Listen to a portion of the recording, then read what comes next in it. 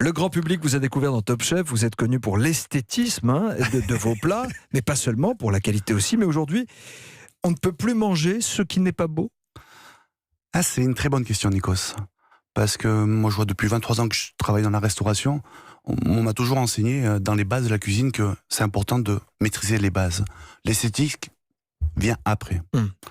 Ça vient de ma génération. Maintenant, quand je discute avec mes apprentis ou mes jeunes chefs, voire avec mes enfants, c'est là où je me rends compte que je commence à être has-been. Et qu'ils me disent, papa, fais attention à cette assiette-là, parce que si tu mettais la petite feuille un peu au-dessus, ou si tu rajoutais une couleur, ça serait un peu plus joli. Alors justement, selon une étude réalisée pour Taste of Paris, 40% des Français utilisent les réseaux sociaux au restaurant. C'est-à-dire qu'ils prennent leur assiette en photo avant même de la manger, avant même de la goûter, et ils la publient. Ça peut faire ou défaire la réputation d'un restaurant. Vous êtes obligé, vous, en tant que grand chef, d'en tenir compte aujourd'hui ? Moi, j'essaie d'appliquer ce que j'ai appris via mes parents, via les gens que j'ai rencontrés. L'éducation, ces valeurs sont importantes.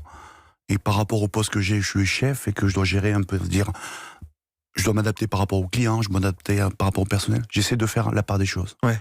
Mais la chose qui est importante, c'est que on a des besoins, le besoin de manger. Et surtout, moi, j'ai beaucoup eu de frustration quand j'étais jeune, c'est quand tu vois quelque chose de joli et que tu essaies de manger et que c'est pas bon, quoi. T'es vraiment déçu. D'accord, on a besoin de manger, on a besoin aussi de le faire savoir.